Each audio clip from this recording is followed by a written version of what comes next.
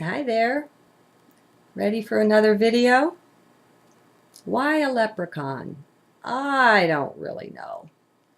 It's something not so attached to the surface of life. Maybe that's it. So, here we go. I'm back in the observation series, only this is an advanced one. It's called How Heart Presents Its Conclusions to Head.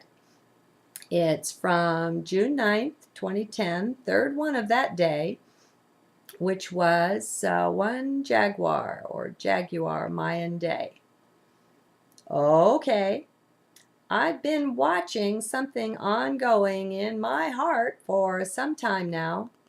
I look in on things at times, but mostly until they are coming to conclusion, I don't see what's ongoing there. Some people might call it subconscious processing, but I don't. It's in the heart, not the mind, that this goes on. Yes, the heart uses the mind for this somewhat, but heart is definitely in charge and running things. Heart's drawing conclusions, not mind. Heart's input is most worthy, while mind is more like the computer heart is using. Yeah, maybe that's it. Anyway, for some couple of months or so, maybe, I've been watching these journals morph in a particular way.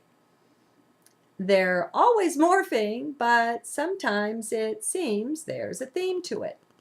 This is evidence of this ongoing heart processing, I think, but I don't know. Don't rely. Just my own experiences here with the best I understand things in the moment. Change is the constant. Okay, the thing that's been simmering, been ongoing, is watching mind re-entering the journals. The internal processing in a more than ordinary way for me.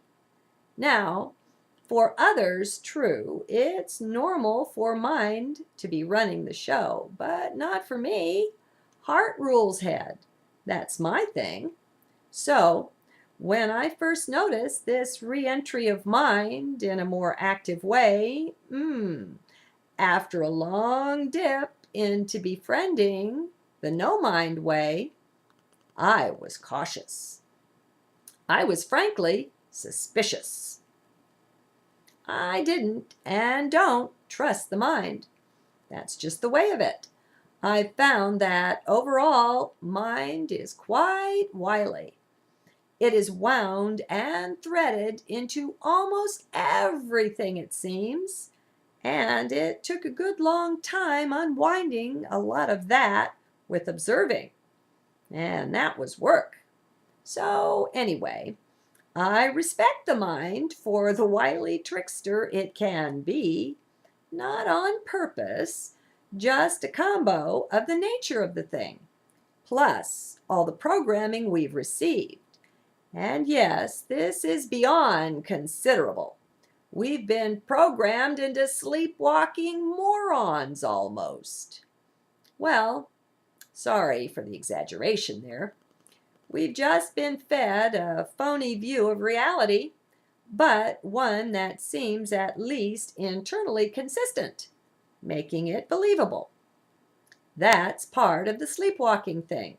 It's understandable, but back to my quandary.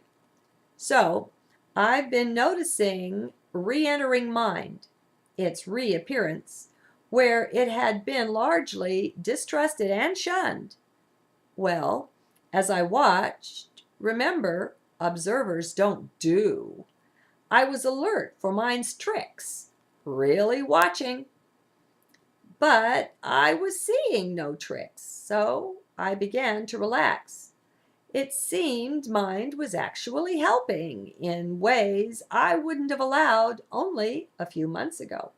So I kept watching, still alert, and I think I've come to at least some temporary conclusions for what can be final in life. And here they are. Mind has been trained. Mind has accepted its new subservient role under heart. Mind has actually, over time, gotten over its resentment of being kicked out of the driver's seat of my life. It's gotten over its pouting, which it did for a while. It's gotten over, it seems, its trickery too. That was the most challenging part. Only by strict observing, remember, no doing, was I able to spot a lot of the threads of mind's control of my life. I saw my beliefs in action, those mind creations, and I was able to spot what they did to perception of life, how they altered it, shaded or slanted it slightly or even a lot. How they sometimes even blinded me to some things entirely. It was amazing, this journey of observing. The things it brought forth often blew me away, and not just once or thrice. I said often. Observing has inherent power all its own. Now, I'm not saying I understand any of this. I'm just reporting what I'm seeing. Life and things is much simpler when everything is run through the heart, not the mind. And you can't know this, no way it's possible, unless you've walked this way for yourself. It's so different, it can't be known from the mind. For that's the point now, isn't it? That mind life and heart life have precious little in common. And though your mind knows the definition of all these words, that just won't help you. It will only tempt mind's arrogance to come forward to think it knows what's here being said. But it can't. It's simply not possible. So, if into your heart you can't go out of head when you hear me, then you don't understand and you just haven't heard.